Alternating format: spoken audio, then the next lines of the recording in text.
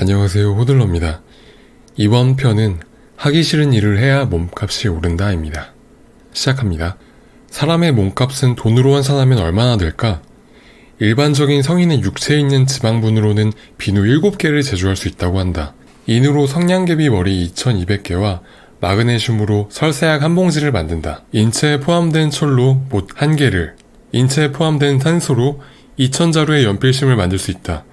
이것을 돈으로 환산하면 5만원 정도 된다. 인체의 수분을 제거하고 화학약품을 만들면 수십억 원 상당의 약품을 만들 수 있다고 하지만 만드는 비용 역시 만만치 않게 소요되어 현실성은 없다. 국제아동 구호기금에 따르면 아프리카 국가에서 농장으로 팔려나가는 어린이들의 몸값은 한 명당 15달러에 불과하다. 인체의 장기는 매매가 금지되어 있으나 뉴욕타임즈의 보도에 의하면 미국에서 살아있는 사람의 신장은 최대 15만 불 정도에 밀매된다. 미국 CNN 방송은 인도와 필리핀에서 2,000달러 정도면 신장 한 개를 살 수 있다고 보도한 바 있다. 우리나라에서의 신장 밀매 가격은 수천만 원으로 알려져 있다.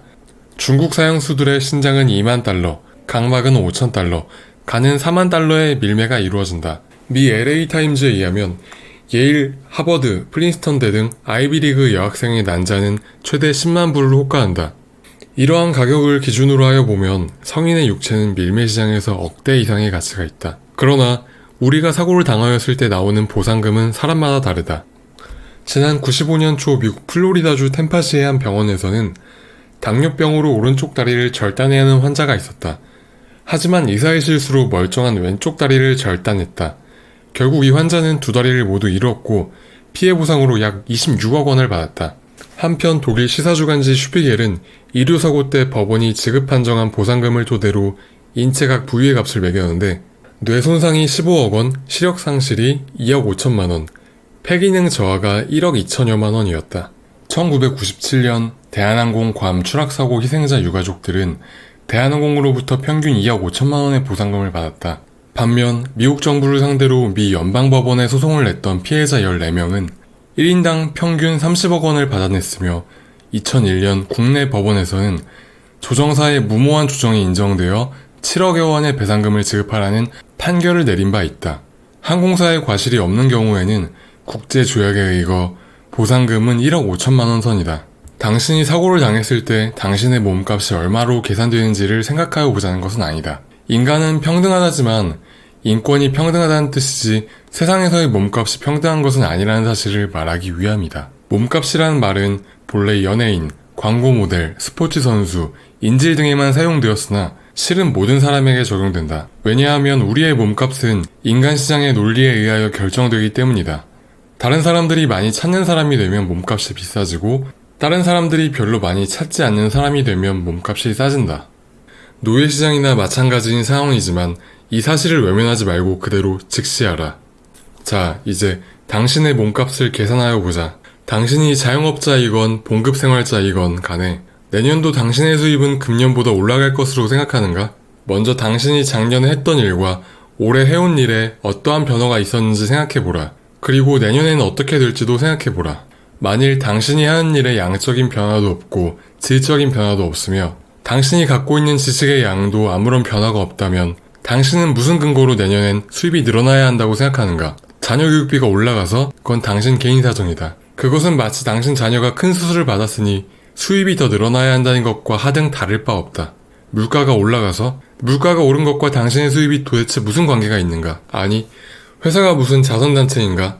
회사가 무슨 양로원이나 고아원인가? 회사가 이득을 많이 냈으므로 당신의 봉급도 올라야 하지 않겠느냐고 생각하는가? 그 이득이 당신과 어떠한 관계가 있는가? 당신이 없었다면 그 이득이 나지 않았을 것이란 말인가? 회사가 이득이 났으므로 봉급이 올라야 한다고 생각한다면 회사가 손실을 보면 봉급을 스스로 낮추겠다는 말인가? 당신의 수입은 당신이 만들어내는 부가가치에 의해 결정되어야 한다. 부가가치의 창출 없인 당신이 제 아무리 성실하게 노력한다 하여도 당신의 수입이 올라가야 할 근거가 없다. 만일 당신이 그런 경우에 해당된다면 당신은 회사나 고객이 볼 때 정말로 꼭 있어야 하는 존재가 아니다. 없어도 되거나 다른 사람들로 대체될 수 있는 존재에 지나지 않는다는 말이다. 내 말이 이해가 가지 않는가? 그렇다면 지금 하고 있는 일과 그 일을 하는 데 필요한 지식으로서 당신이 알고 있는 것들을 종이에 자세히 적어보라. 대부분 기껏해야 서너 페이지에 불과할 것이다. 그것을 다른 사람들에게 가르치는데 몇 개월이 걸리는가? 서너 개월? 그렇다면 당신의 몸값은 당신이 몇 년을 그 일을 하여 왔던 간에 신입사원과 사실은 다를 바 없다. 무슨 얼어 죽을 연공서열이란 말인가. 이 세상은 가만히 있어도 시간이 지나면 저절로 2등병이 1등병이 되고 봉급도 더 많이 주는 그런 세상이 아니다. 1996년 일본 통신 판매회사 주 미쓰미는 연공서열이 아닌 능력에 따른 연봉 산정 기준을 공개한 바 있다.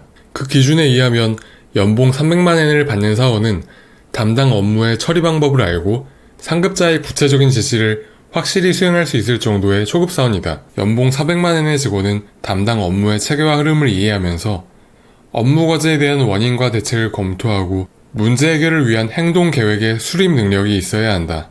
연봉 500만엔의 직원은 업무의 독자적 추진이 가능하며 교섭, 조정 등 타 부서와의 연계 업무도 해낼 수 있고 사업 계획의 작성도 일부 담당한다.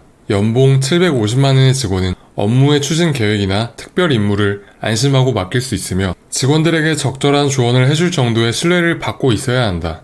연봉 1천만엔은 팀의 리더로 신규, 기존 사업을 가리지 않고 사업 계획을 수립할 수 있으며 생산에서 상품 기획까지 폭넓은 판단력을 갖고 있는 경영자층이다. 결국 몸값의 핵심은 무슨 일을 어느 정도로 할 수 있는가에 달려있다. 그러므로 당신의 몸값이 비싸지도 않고 부자도 아니라면 제일 먼저 투자해야 할 대상은 부동산도 아니고 주식도 아니다. 어떤 회사가 연구개발비나 교육비를 많이 투자하면 좋은 회사라고 말한다. 그리고 그런 회사가 언제나 성공한다. 사람도 마찬가지이다.